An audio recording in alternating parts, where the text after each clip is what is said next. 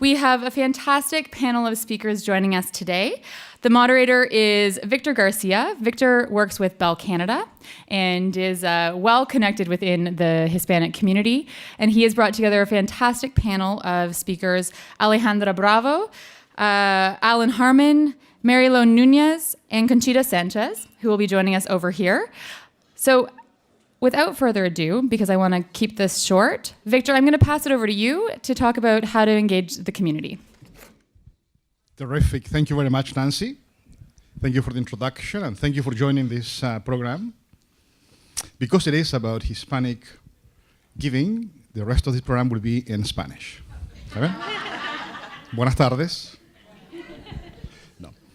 So we have an excellent panel with different kinds of experiences in the complexity and benefits and art of philanthropy and giving. So we're going to be asking them some questions. We have a series of preset questions, but we would like you to think about questions as well. Okay, so this is a collaborative effort. Okay, and start thinking, and as you hear, present questions. As you probably heard from my good friend Alex, we like controversy. Okay, so the more controversial, the better. Okay, so to start, I'd like to share with you just for a few minutes a bit of background, so you start thinking about where we are coming from. We know that giving feels good.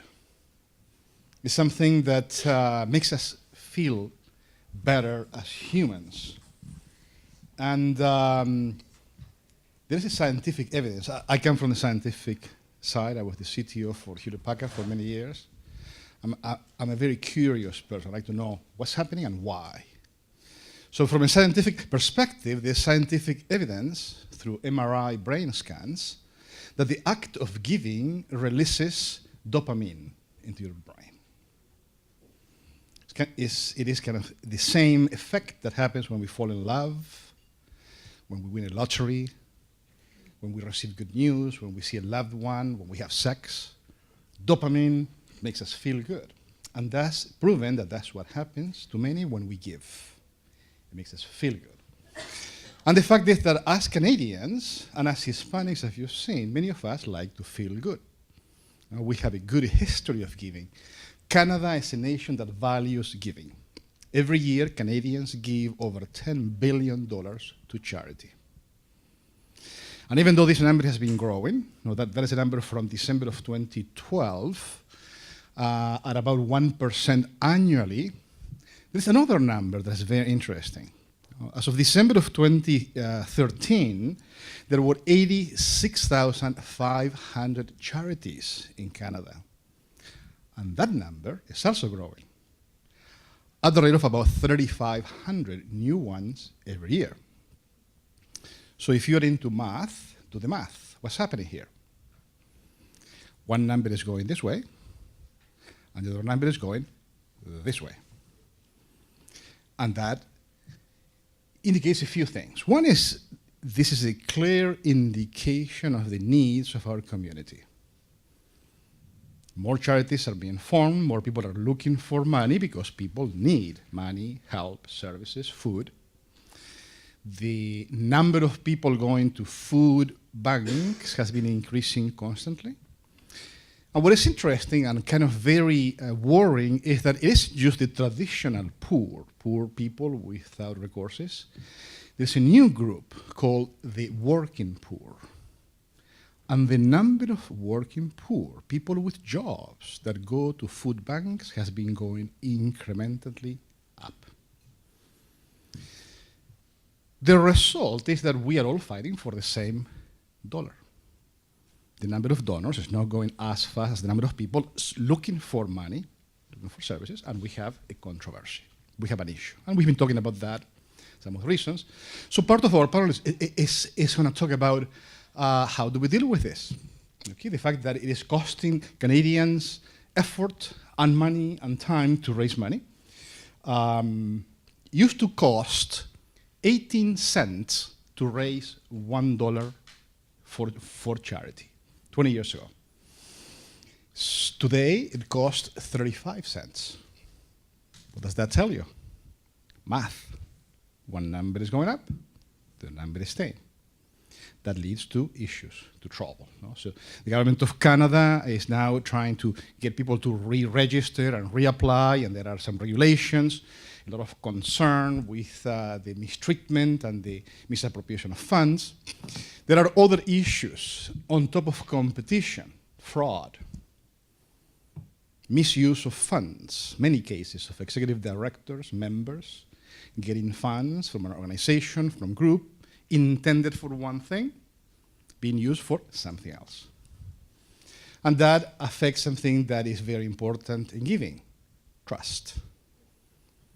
If I'm going to give you money, I want to know that you're going to use that money properly. If we erode trust, we erode the source of money, erode the source of services. Social media. Now, many people are talking about social media. We know that President Obama practically got elected because of the use of social media. No politician today does a thing without going and testing through social media what the reaction could be and what the feeling and sentiment could be. Is social media good or bad? And it'll be interesting. This kind of thing. I'm a facts person, so I have some interesting facts to share with you about the effects of social media on giving. And we'll be talking about that. Finally, the fact that we have, and this is part of the good news, if we look at philanthropic work as the good news, the bad news, and the ugly news, there is a side that is good news. We have a new generation of donors. Studies show that young people trust more, they give more, they support more, which is very interesting. They are more generous with their time. They are more likely to sit on boards, to understand what is the role of a board member, to drive giving, charity, philanthropy. Studies show that in comparison to baby boomers, younger generations almost have a 2-to-1 propensity to give. So this is very telling. A few weeks ago, I was in a strategy session with the non-profit organization, and a few people were saying that the only way for Hispanic charities to work is to engage our older communities, people that know the community for a long time, they know, and that's not the case. New people who have never given sometimes are the best ones we should engage because they have a different attitude.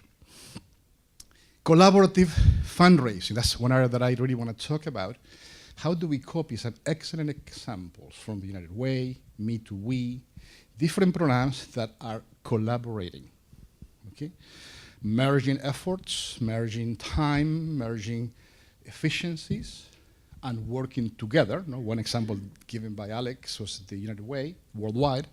How do we use new methods, especially for our community, to collaborate with other areas? And finally, the Hispanic diaspora. How do we leverage this very important group, sometimes a bit disunited? One thing that you should know, if you're Hispanic, you know this. If you're not, people think about Hispanics as one group. We are in reality 21 different groups from 21 different countries. Okay, so that sometimes presents a bit of issues. How do we unite this into a common integrated community, united by the same language, but following the same objectives? Even though we keep our flag, let's at least swim in the same direction. So, what is working? What is not working? What could be improved? What is the role of the poor? We heard this in the first conversation. We keep going after money from the people that have money. But the people that have money is going down.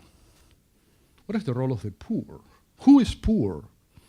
What are they doing? And I've had some fascinating discussions with people in Toronto working with our poor, people that don't have a lot of money, and being extremely successful, are supporting charities, raising money, and helping other poor.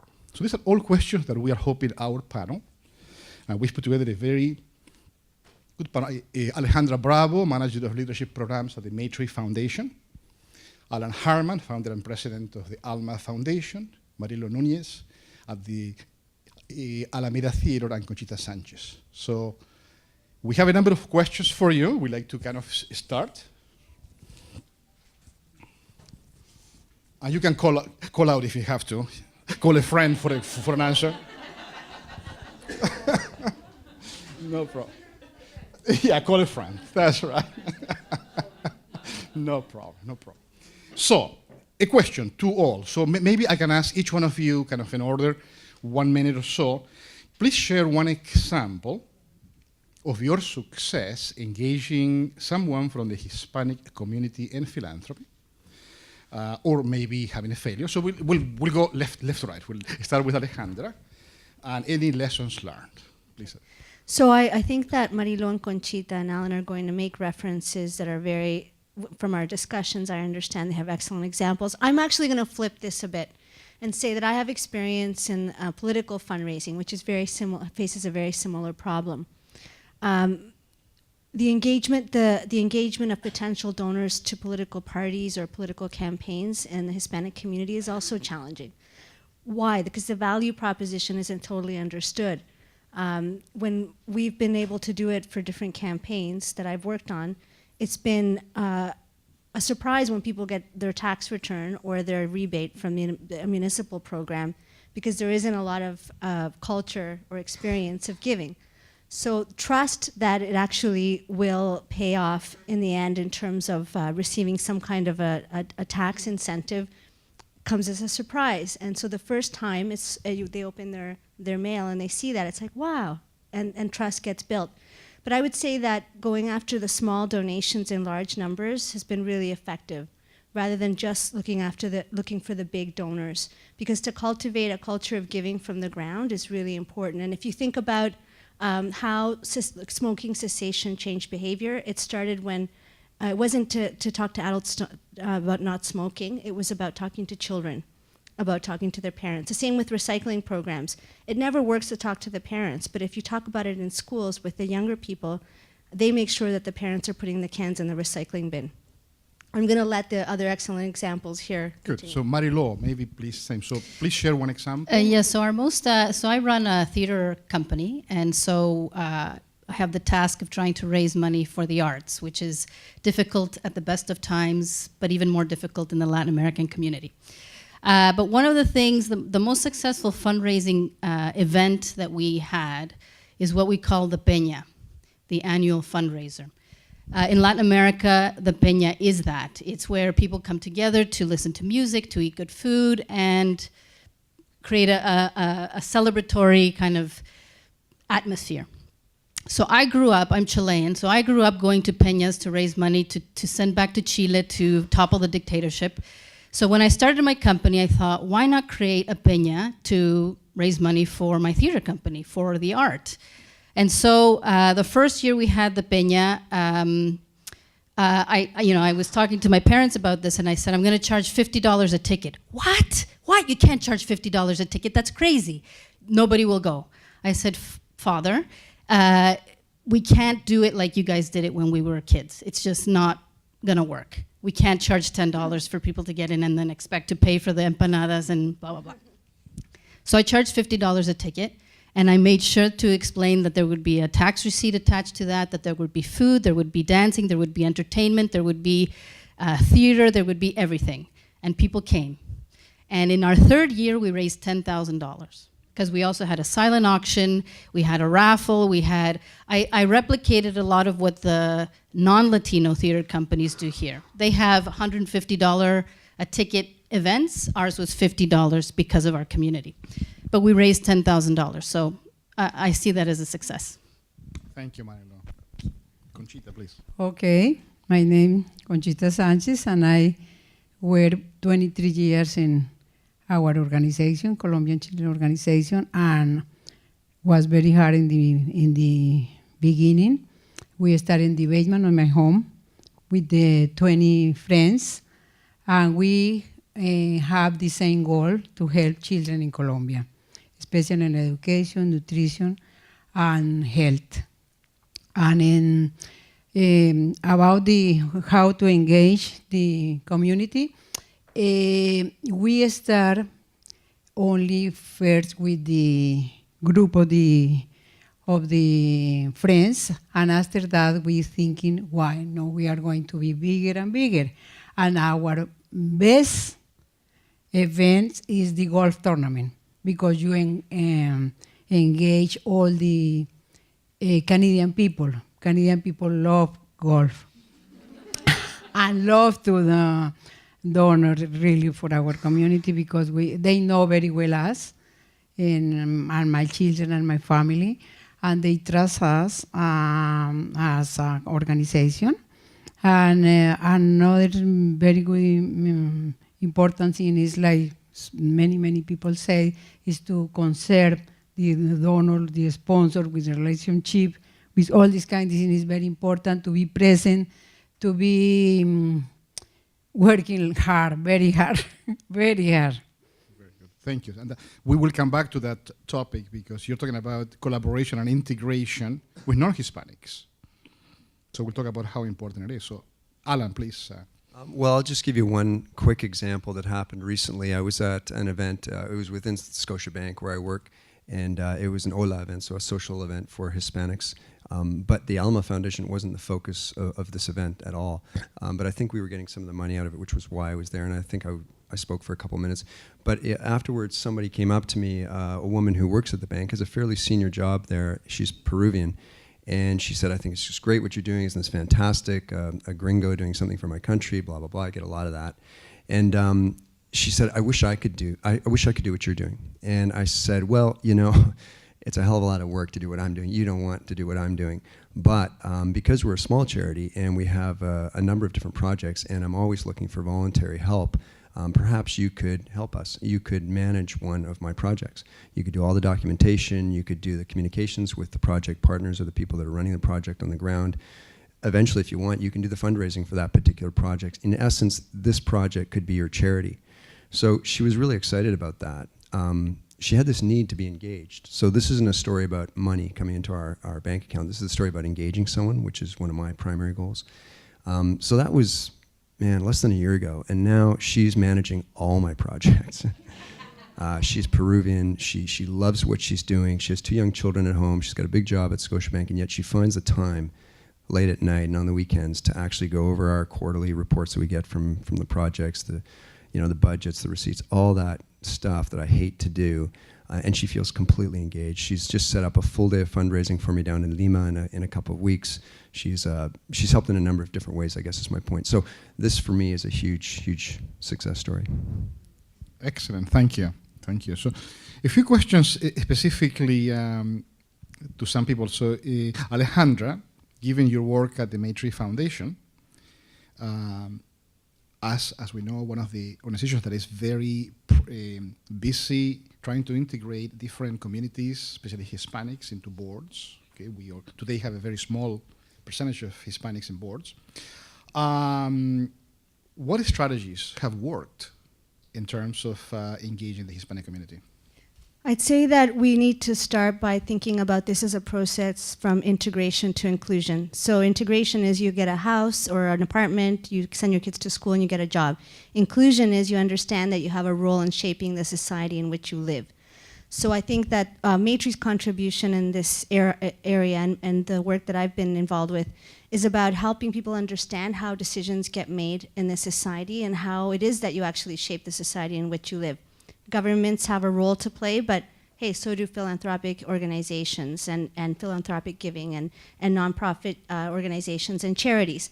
That I think is the first piece. The second piece is that there's a lot of different ways to make your way into leadership positions and where you actually are actively shaping your world. And I think it could start in a school advisory council at a local school, and then can go on to a governance position on a board.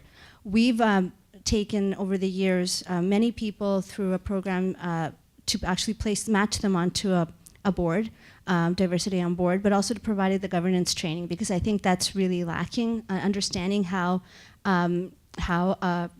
nonprofit organizations and charities work, and also the role of the board member in doing fundraising.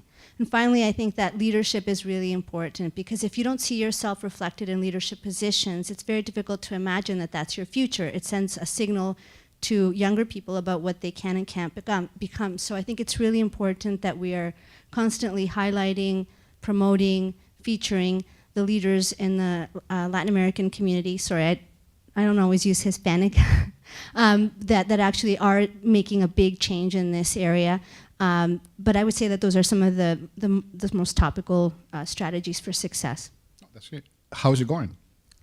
Well, we were very deliberate about ensuring that our roster of potential board candidates were ready and willing to serve and qualified. And we wanted the numbers to reflect the percentage of population. So at one point, to be honest, there were very few Latinos on that roster.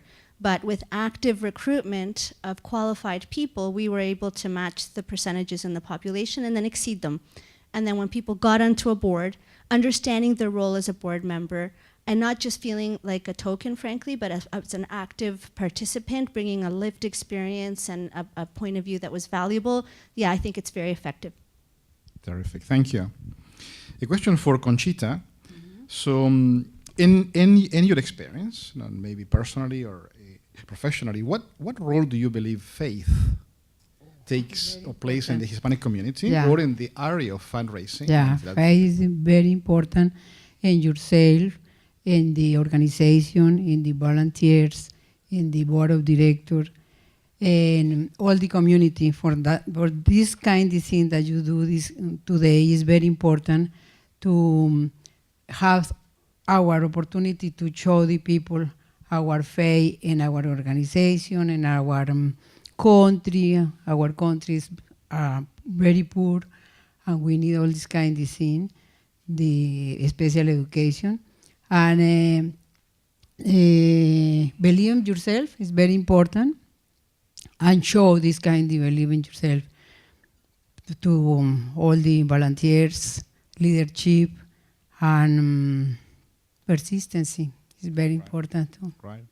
One of the previous speakers, Dr. Guzman, was sharing an experience of actually bringing people from 4 different religions, very different religions. Yes, I know. We know that is a very controversial topic right now. Yeah. And in that case, I don't think religion played any role. They were doing it for different reasons. So is it essential that faith has to be part? Or is Not really. Not really. It's just one area that we have to. Yeah. Okay. Yeah. Very the most good. important is the purpose. The purpose. Exactly. Exactly. Marilo, could you share an experience with us on working with board members from the Hispanic community? What worked? What didn't? Sure. So when I formed my company, I thought I would want to have the board be all Latinos, Latin Americans. And so at first, I like any new board, it usually involves the people that you know, your friends. So those people came on board. I had an accountant, a lawyer, you know, the usual things that an arts organization has on their board. And what I found is they had no idea what a board does. So I had to, from the ground up, I had to kind of educate them and teach them. And I had one person who was non-Latino, and she knew about giving, she knew about philanthropy, so she kind of became my chair in order to educate the board.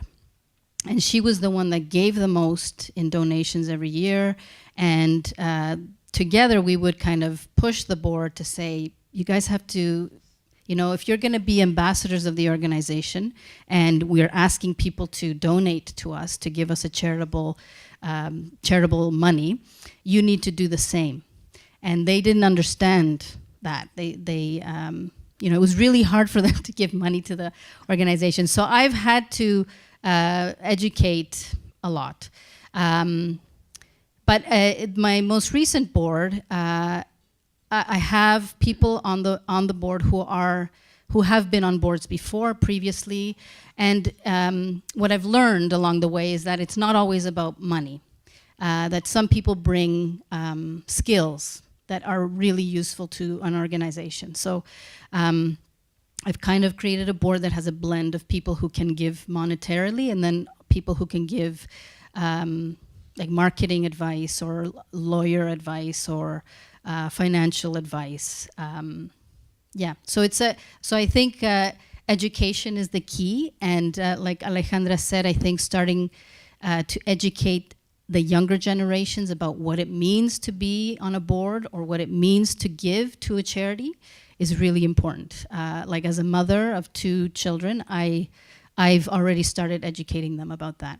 I give annually to certain charities, and I make sure that they recognize why I do it and how important it is.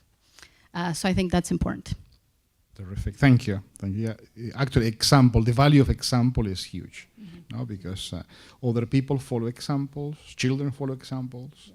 So often, one of the sins that I've seen is that we do things and we forget to tell people about it. Okay, it's very important that we tell people this is what was done. I mean, I have personally been in many events with the Maytree Foundation, congregating Hispanics, explaining to them what it means to be in a board. For some, there is a bit of confusion. No? There is a passive board, a representative board, an active board. But boards can be very important. Okay? And not necessarily by giving money. It's connections, connecting the dots, networking. Sorry to interrupt, but one important thing that I did with the board was to do a strategic plan. So we had a board retreat. And this was something new for people from my community. And so they were involved in the creation of the mission and the mandate and all of the kind of the toolkit that the organization needed in order to go forward. They had a hand in that. And so engaging them in that way also helped quite a bit. Very important. In fact, glad, and sorry, I have a question for Alan, but I want to touch on that because that's very, very close to my heart. Many of you probably work for different groups. How many of you have had recently a strategy session? Very few. You know, it's been said that strategy is more about knowing what not to do than knowing what to do. Okay, and that is the key. Often it takes effort and time to sit down and say, you know what, I'm so busy that I don't have time. Well, make time and think about what you should not do, because less is more. Okay, so that's very, very important to plan our work and then work our plan. Okay? So Alan, with the Alma Foundation, what role has technology played in engaging the community? And has it worked or not?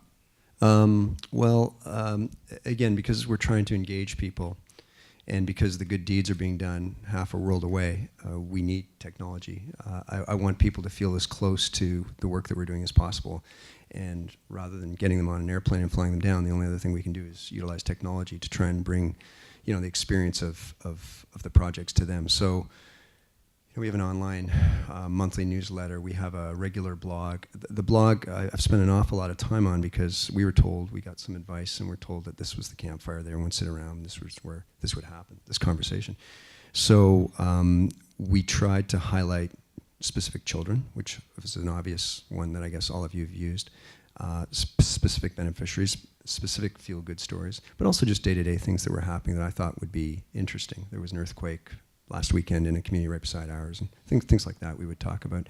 So that's worked okay, I would say. I recently was with a friend who had donated some money for the first time to the charity, and he said, well, the reason I donated is because I was reading this thing. He didn't even know what it was, but it was our monthly online newsletter.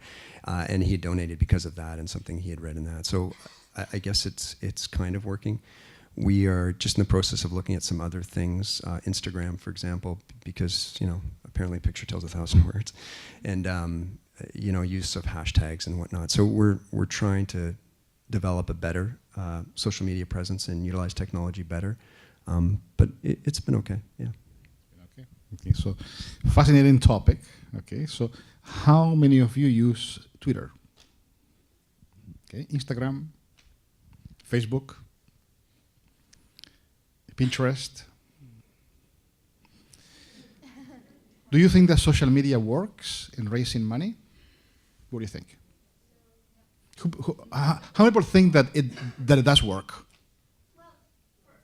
Please.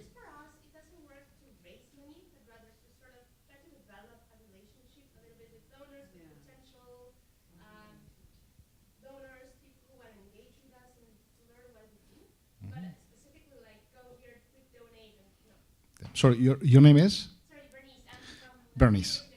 So Bernice from U of T, she shared that social media works, but not necessarily to raise money, to connect, to communicate. No, as we know, we talk about what happened, the idea of learning in 140 words or characters, tough for Hispanics. We like to talk a lot. No, an Anglo-Saxon says the same in 1 second. Spanish is the same in 5 minutes, right? So to reduce it to 140 words, tough.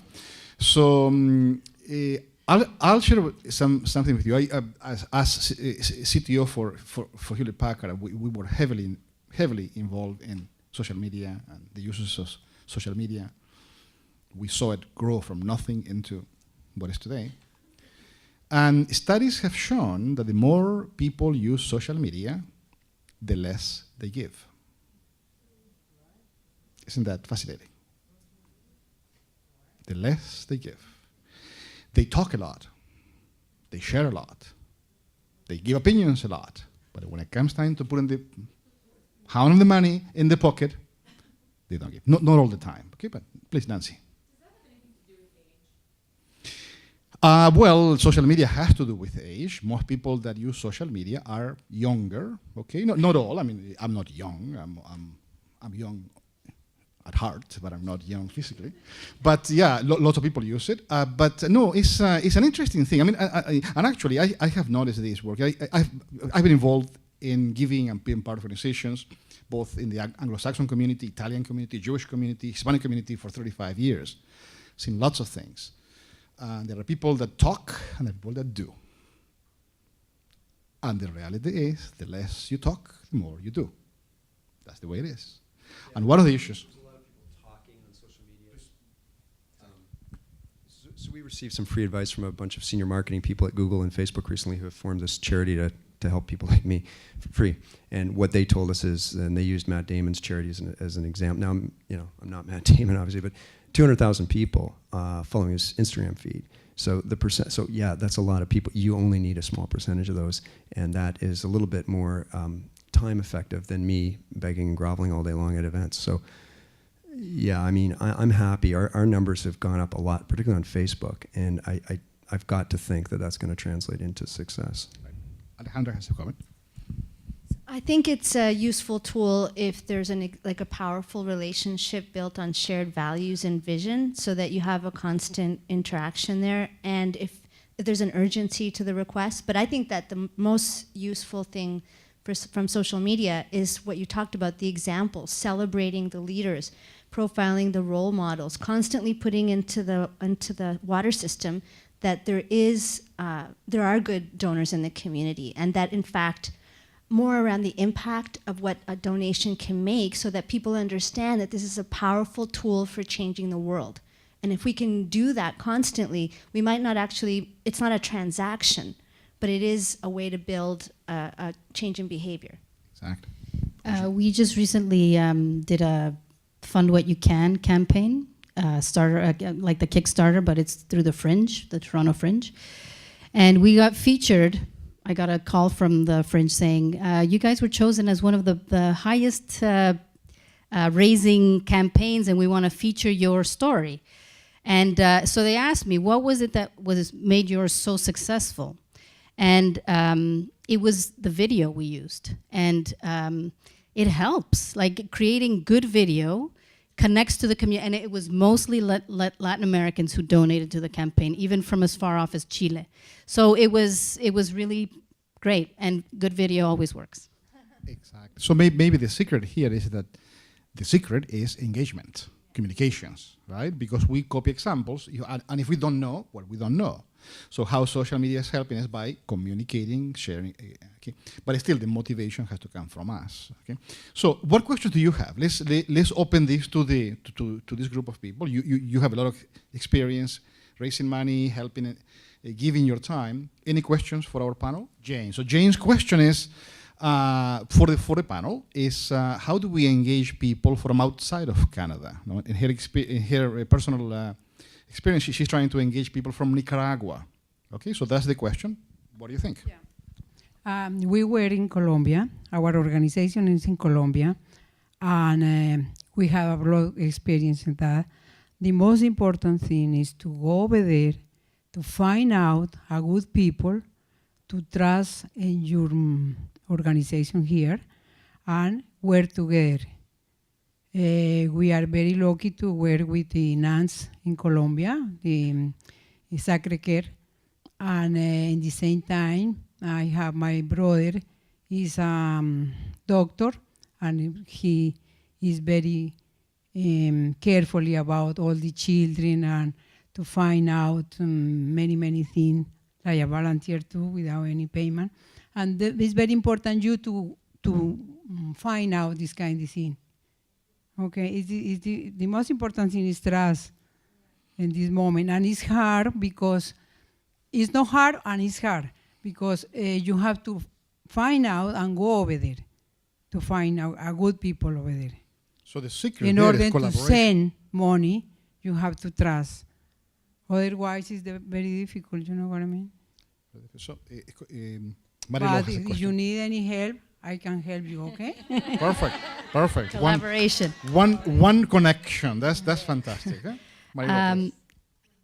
You know, I've been to Chile, my place of birth, and I've spoken to people who are in the arts, and I've talked to them about philanthropy and how do they raise money. And they look at me like I'm some strange person because that doesn't happen there. And I think that's the reality for most Latin American countries. That kind of donation, individual giving, doesn't happen at all. The arts, for example, are government sponsored. All of the money comes from the government, or you do it for free. There is no in between. It just doesn't exist. And so that's why I think it's very difficult for us here when we're trying to raise money from our own communities, because there is no history of philanthropy at all. So I think, again, back to what Alejandra said, it's all about education. And I think a way to maybe start to bridge the gap between Latin America and Canada is to create programs that will educate about philanthropy. Excellent. Thank you. Alan has a question, and then we have a question, and then we had a question from over there. Yeah, just one thing that worked for us that you might want to try is I set up a group of Peruvians in Lima and asked them for their advice on how to go about building engagement within their country and raising money. And that helped a lot because they eventually felt compelled to cough up checks themselves. And the other thing, so we've set up this leadership circle of Peruvians that are supporting us on a monthly payment plan. So something really easy. But the other thing that worked well for us, whenever possible, is drag people out to see the work that you're doing. Example. So and that's excellent. And I agree with one comment. This is not easy. As a director of the Pan American Games, part of our responsibility is helping the next country, which is Peru, plan their games. So we are heavily involved. And guess what the number one issue is? Getting people engaged in Peru supporting the Pan Games, because there is no history, there is no knowledge of how do you cooperate, volunteer, help. Okay, so connections. If we see something that works, repeat it, copy. Connections. It's culture, language, very important. Okay, so for a Canadian person trying to establish connections, find a partner you can trust. To find partners you can trust there to help you. Okay, so sorry, we had a question from this gentleman. Yeah, my question is this: one of my staff, she's from the Hispanic community, and I keep asking her how can we engage with this Hispanic community, and she's always says to me that when she's hesitant to engage with them because she's always concerned that they're going to ask of her what she can do for them. Mm-hmm. She's a prominent person in the Hispanic community. Great. Especially within some of the churches. She says, if I ask the churches for donations, they're going to say, what can you do for us? Okay. So we're hesitant, she's hesitant to go and help me to reach out to these. Got it. So sorry, your name was? My name is Robin, I work at the Lighthouse. So Robin from the Lighthouse, Rob sharing that with a Hispanic person and his staff, who has been asked to act as a bridge to connect the Hispanic diaspora community, has mentioned that her concern is that if she goes and engages them, she's going to be asked to get engaged, and like most people, maybe she doesn't have the cycles. Okay, so did you have a question specifically or a comment? Okay, great. Exactly, yeah. And that happens exactly. It's this saying that says that if you want something done, find a busy person to do it, right? But again, busy people have cycles, and comes a moment that you can't do anymore. No? So, sorry, we had a question from the back.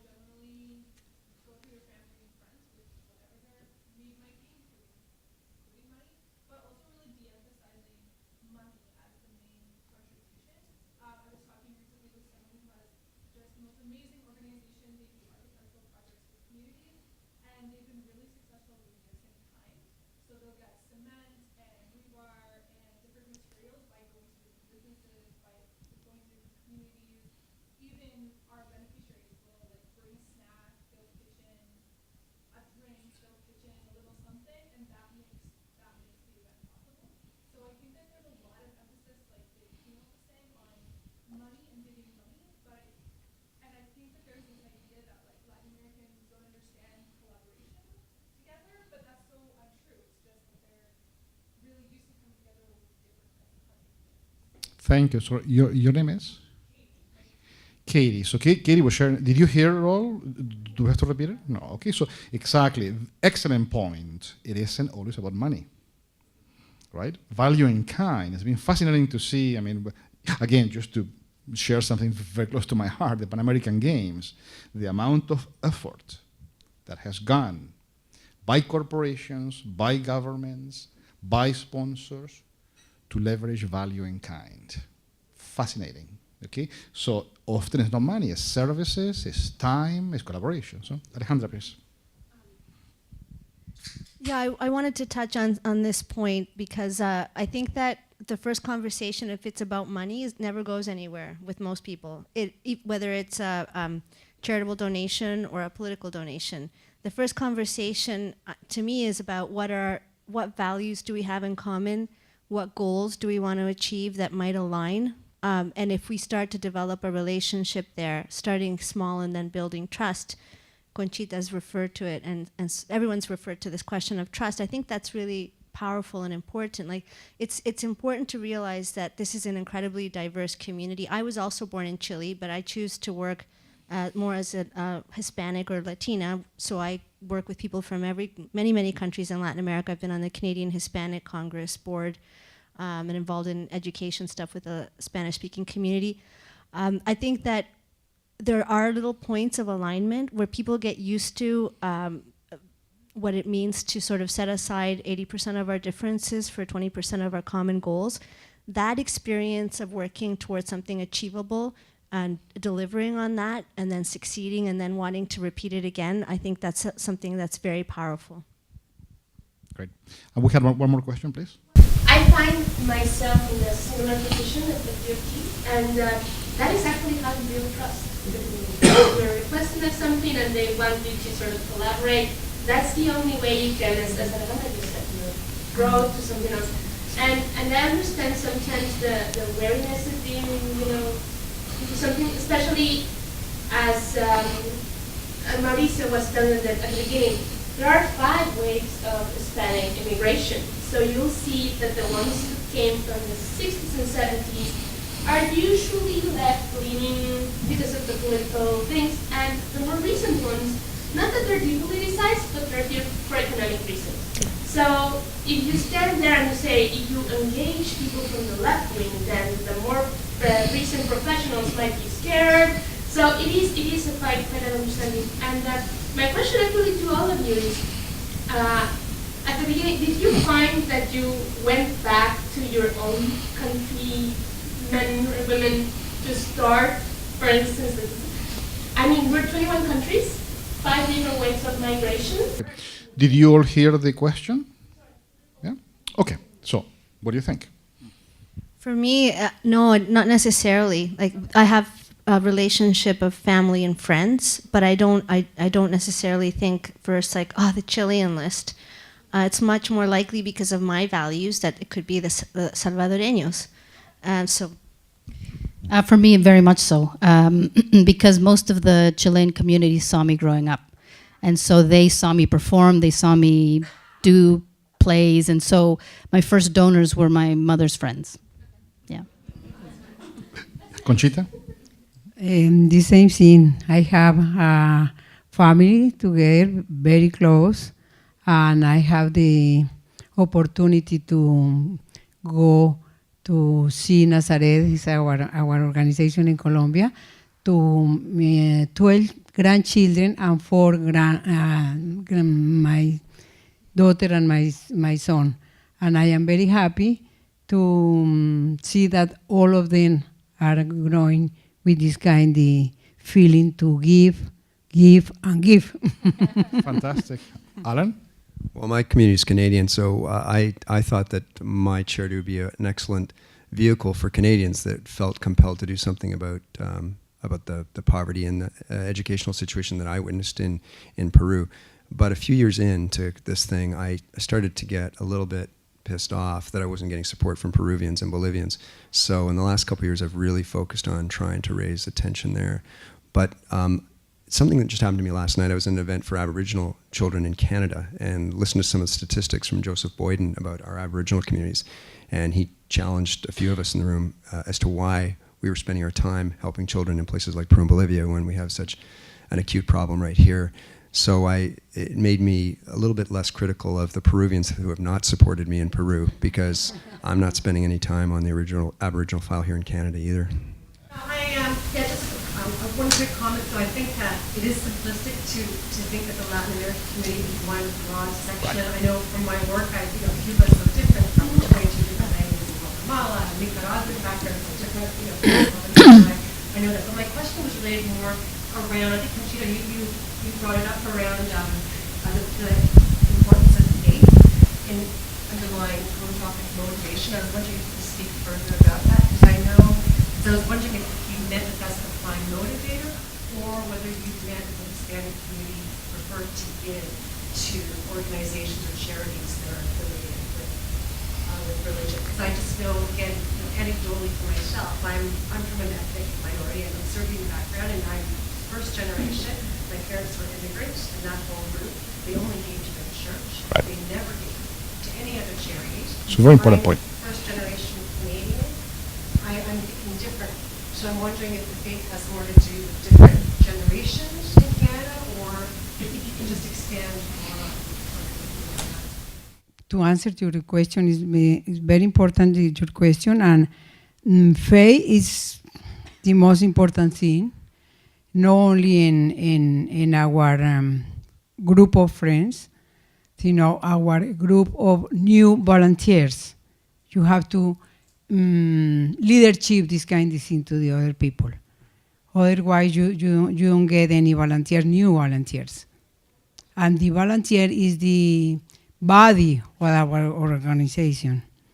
And in the same time, to be more present in everything, not only in the church, not only in the games, not only in the social, in everything you have to present and tell your history to all the people in order to have faith, in order to be transparent, in order to be leadership.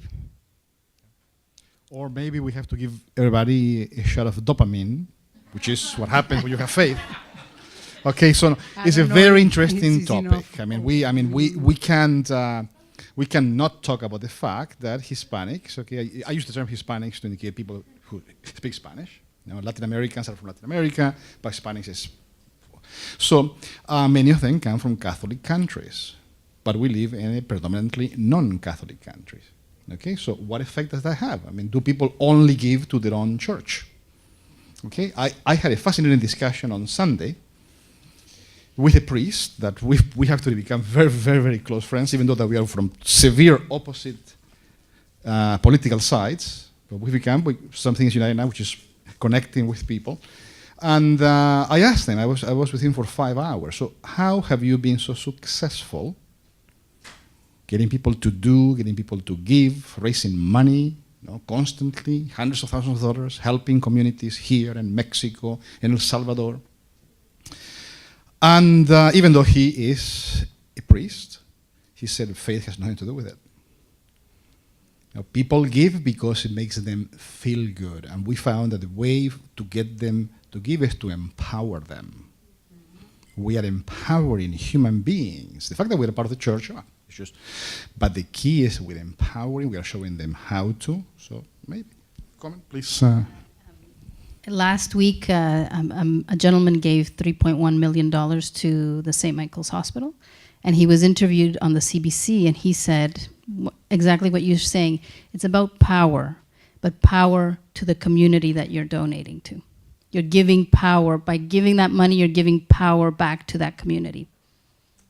Alejandra has... I think that what we need to cultivate in the process from integration to inclusion is in people the notion and the expectation that they can shape the society in which they live. That this is one tool to do it. It's not the only tool, but we have to look at the whole person. And I think that the dopamine also comes, not just because it makes you feel good for the impact that the donation makes, but it also feels good to know that you're an actor, that you're taking a stand, that you're actually putting your money where your mouth is, because you want to see a change. And it's such a direct impact that maybe waiting for government to do it or corporations isn't the way. We don't have to wait, and it can be very small. So I think that this process of celebrating that and profiling that experience is really important. And in our community, Latinos writ large, there's a bit of competitivitis. It's a very small pool.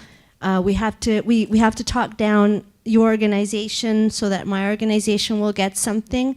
I think it's also funders need to be clear about that, and that we should, like a new generation of Latinos is going to want to work as Latinos and with the existing organizations. Excellent point. I mean, we can talk on a separate time because we are out of time, but this issue of organizations, oh my God, I'm up to here with organizations. People remember what happened 40 years ago, and that person, and because, you could be the best person in the world, but because you're part of that group, I will not. Thank you again. Thank you, the panel, to the panel for your insight. What we learn from this is that it is possible. There are success stories. It's not as simple as we think it is. There are a few secrets. There are a few things that we have to keep in mind. Collaboration, joining forces, integration. We know that segregation never worked.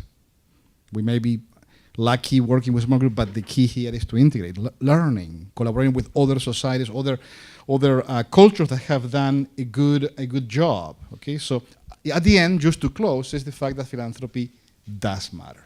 It is important. It does matter for Latin Americans, for Caribbeans, for Hispanics, for Pan Americans. It's very important. We have constant opportunities of doing so.